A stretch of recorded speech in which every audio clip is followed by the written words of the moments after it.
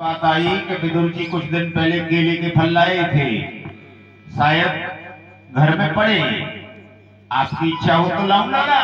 तो भगवान कह रहे हैं काकी केले के फल तो बहुत दिन से नहीं खाए हैं। हाँ, एकदम से दौड़ी दौड़ी गई, केले के फल निकाल करके लाई, भगवान को केला खिलाने लगी हैं।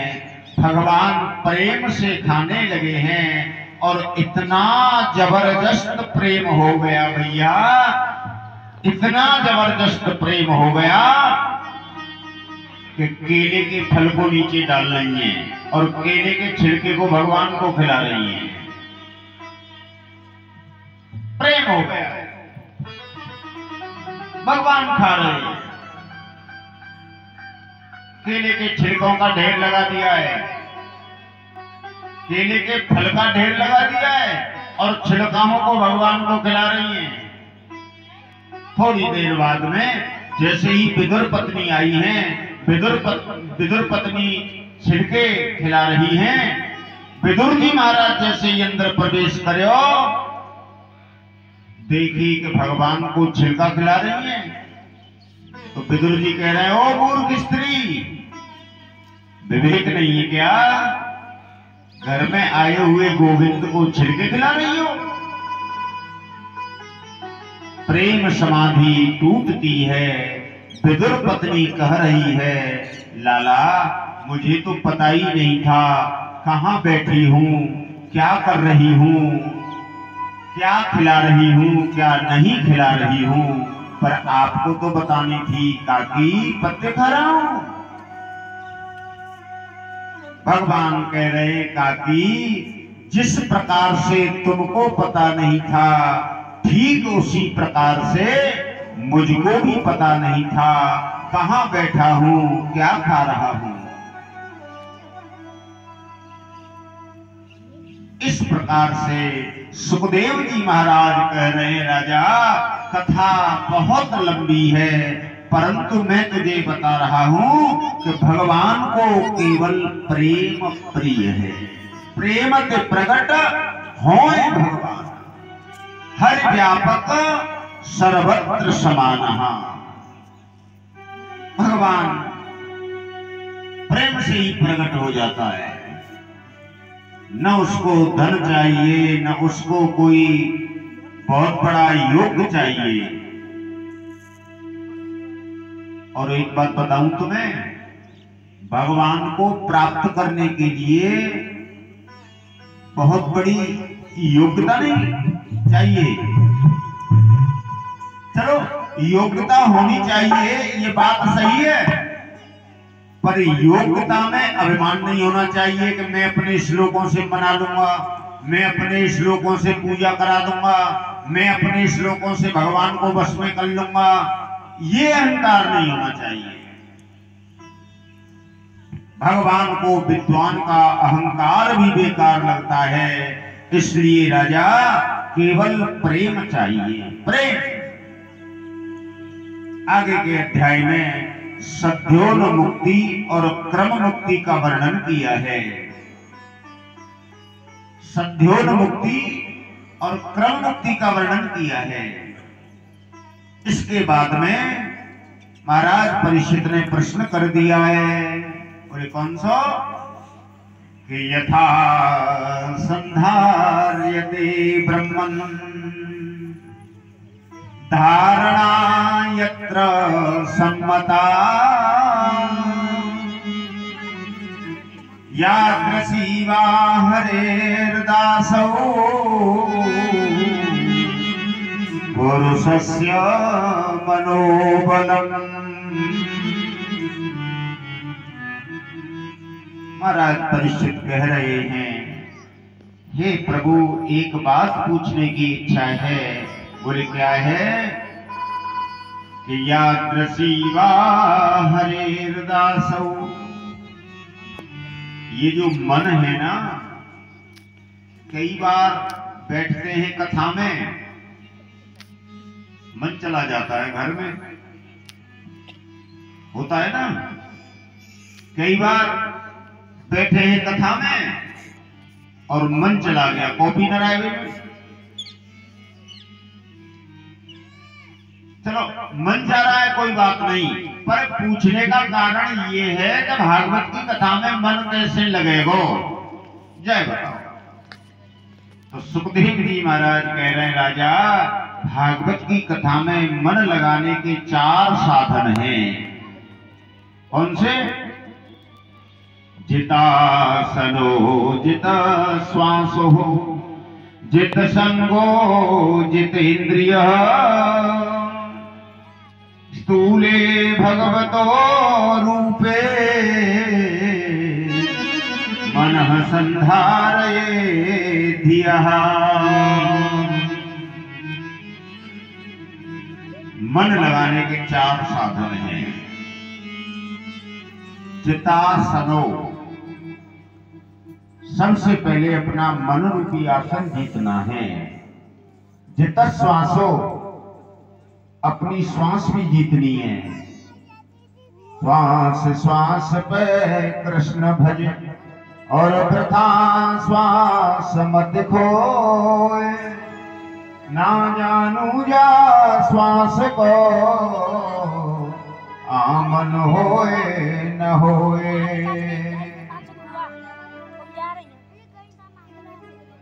हर श्वास पर भगवत नाम संकीर्तन होगा तो कथा में मन लगेगा।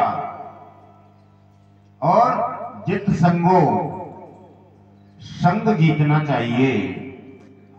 संग जीतोगे तो कथा में मन लगेगा, और संग ही नहीं जीत पाए तो कथा में मन कैसे लग जाएगा बताओ। जैसो करोगे संग वैसो ही चढ़ेगो रंग। तुकम तासील सोबत का असर।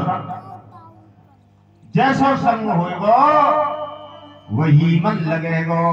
तो संग अच्छो करो। क्या करोगे जाके पंडाल में? ऐसे की संगत बात सुनोगे तो नबुआरो ना पाए नहीं। बताओ मन कांते कथा में लगेगो भाई। कथा में मन तो कथा जो सुनवे श्रोता जा रहे हुए बातें संग होना चाहिए, वहीं से तुम्हारा कथा में मन लग जाए वो बैठ के। पक्की बात बता रहा हूं तुम्हें।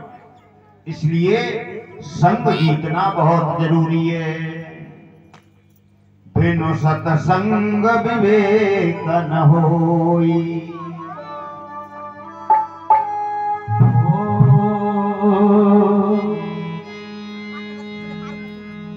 बिन सत्संग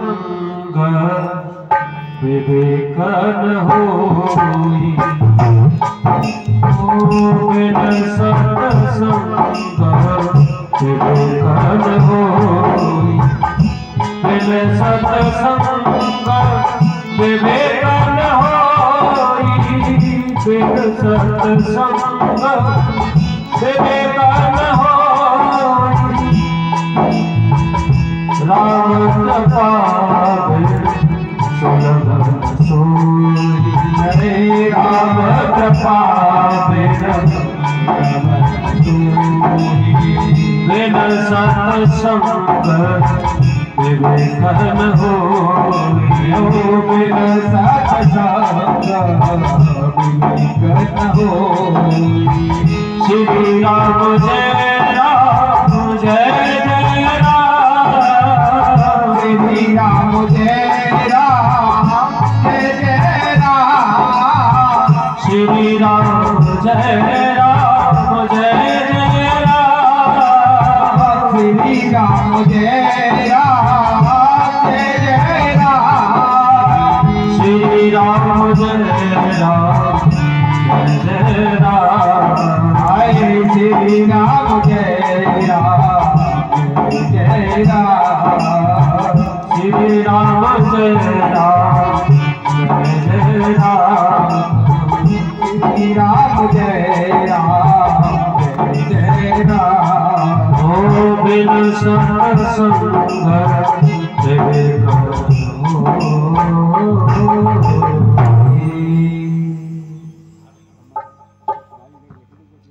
संग अच्छा करना चाहिए। संग कोई तो अंतर पड़े। हाँ, संगति का अंतर पड़ता है। पक्की बात बता रहा हूं तुम्हें। जैसे माहौल में रहोगे शरीर भी ऐसा ही हो जाता है। संग होना चाहिए। संग अच्छा होगा कथा में मन लगेगा, संग बढ़िया होगा घर में शांति रहेगी, संग अच्छा होगा आनंद आएंगे, और संग यदि गलत है गयो तो मामलो गड़बड़ है। और तीसरा साधन बतायो है जितेंद्रिय। 5 कर्मेंद्रियां हैं और 5 ज्ञानेंद्रियां हैं। ये अपनी इंद्रियों पर विजय प्राप्त करनी चाहिए। अपनी इंद्रियों को भटकने नहीं देना चाहिए। अब मान लो बैठे हो भागवत की कथा में और मन रूपी इंद्रियां पहुंच गई तुम्हारी हरिद्वार में, तो कथा में तो होता ही ना हो ना। कई बार कैसा होता है कि बैठते हैं भागवत की कथा में और मन चला जाता है वहां बिहारी जी के दर्शन करने के लिए। तो कथा में व्यास जी ने कहा कही, कहा सुनी, कहा ना है कही, वह बात में ध्यान ना है कोई। तो क्या कहा?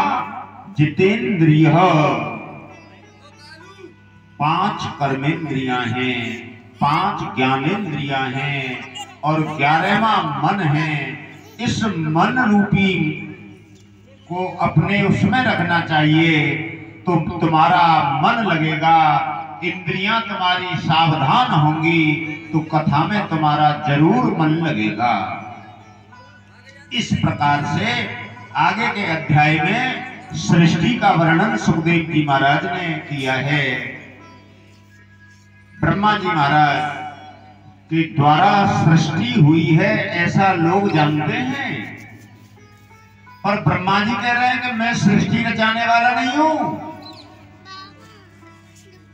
मैं कुछ नहीं हूं, मैं तो केवल शरीर बनाता हूं, ढांचा बनाना जानता हूं, जीव कोई और डालता है, मैं कुछ नहीं हूं।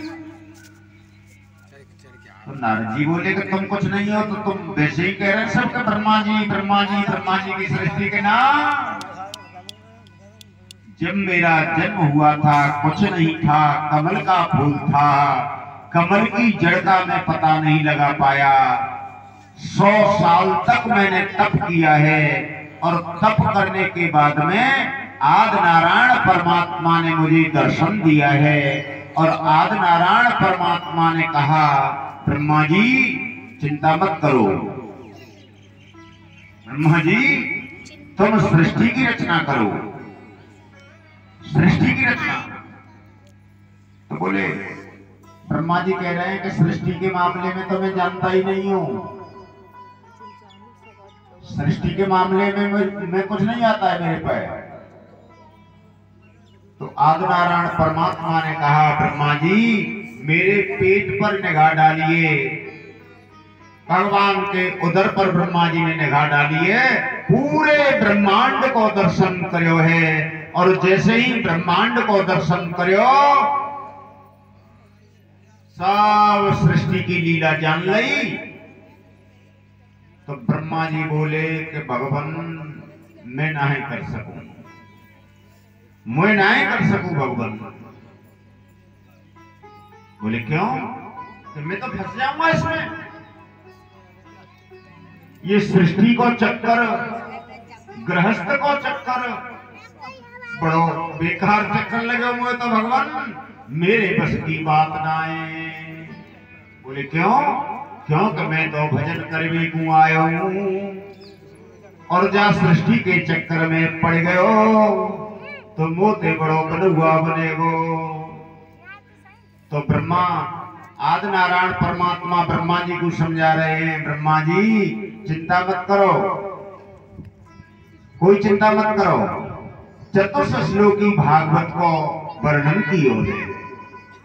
जब ब्रह्मा जी ने कही ना कि जब सृष्टि के चक्कर में मेरा जीवन खराब है, तो भगवान बोले चिंता मत करो। 4 श्लोकों में भागवत दी है, 4 श्लोकों में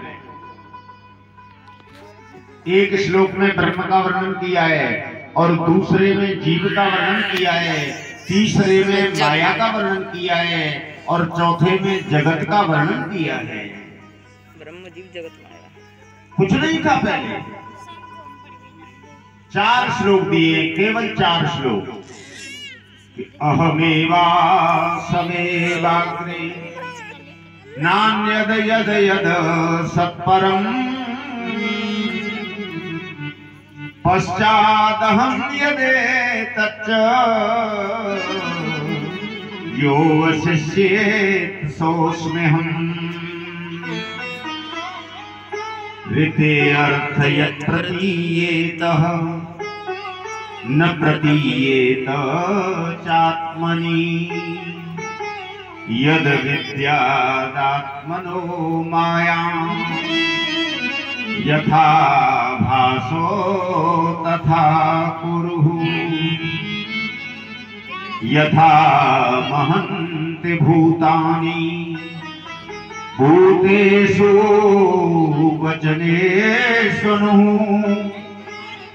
प्रविष्टानि प्रविष्टानि तथा ते सुनते स्वरम्।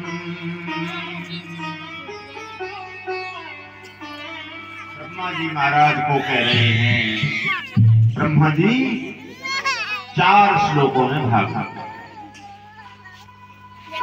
पहले श्लोक का वर्णन किया है जब ब्रह्मा जी ने कही ना कि मैं तो जब गृहस्थ के चक्कर में पड़ जाऊंगा, भगवान को भजन कर वो भूल जाऊंगा, तो भगवान ने पहला श्लोक बोलो है अहमेवा समेवाग्रे, ब्रह्म का वर्णन किया है। ब्रह्मा जी पहले भी मैं था, आज भी मैं हूं और बाद में भी मैं ही रह जाऊंगा, कुछ नहीं है मेरे सिवा। और ये जो तुम संसार को देख रहे हो ना, ये भी मैं हूं, संसार में मैं हूं और संसार मुझ में है। तुम तो चिंता कर रहे हो। जिस प्रकार से बाजीगर जादूगरी दिखाता है और जितने लोग जादू देख रहे हैं वो जादूगर के चक्कर में पड़ जाता है। पर बाको जो जमूरा है ना, जमूरा वो चक्कर में नहीं पड़ रहा। बाजीगर के चक्कर में हम तुम सब पूरा काम पड़ेगा, पर बाजीगर के संग में जमूरा और नहीं तो है। जमूरा में कोई चक्कर नहीं पड़ रहा, क्योंकि पता है जमूरा है, पता है कि जी खेल क्या चल रहा है। बताओ पढ़ता जमूरा कोई चक्कर में कबू नहीं पड़े। कई लोग कहते हैं कि ब्यास जी 4 घंटा पालती मार लेते हैं और 4 घंटा बैठ कथा कर लेते हैं, तो उन्होंने आइडिया है। हाँ कैसे चक्कर में पड़ेंगे बताओ। तो ब्रह्मा जी कोई चिंता मत करो, कोई माया नहीं व्यापेगी। जिस प्रकार से जादूगर को और जमूरा को माया ना व्याप रही, उसी प्रकार से तुमको भी माया ना व्यापेगी। पहले भी मैं था, आज भी मैं ही हूं और बाद में भी मैं ही रह जाऊंगा। ध्यान देना, कुछ नहीं रहेगा, केवल श्याम रहेगा, केवल भगवान रहेगा और कुछ नहीं रहने वाला है। ये तो खामाखाम का चक्कर है। देखो अब साधारण तरीका से जब आपको यूं समझो कि जैसे मान लो सोना है, सोना तो सोना ही है ना, पर उंगली में पहन ले हो तो अंगूठी नाम धर गयो, गले में पहन ले हो तो नर नाम धर गई, कमर में पहन ले हो तो कोदनी है गई, और नाक में पहन ले हो तो क्या कहता है नथुली बारी है गई, और हाथ में पहन ले हो तो चूड़ी नाम धर गयो, और सवरे सोने इकट्ठो करके एक जगह पे धर के हथौड़ा मार दो तो का है वो कि सोनो है वो। तो पहले भी ये सोना था, आज भी सोना है मेरी जन्मभूमि वासियों, ये बाद में भी सोना ही रहेगा। रात कह रहे हो कि बाल्टी के दूध ले ले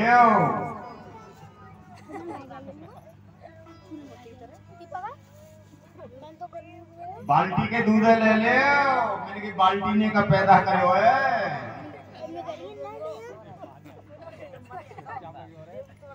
तो दूध कहां से पैदा हुआ हो? भैंस के जमते।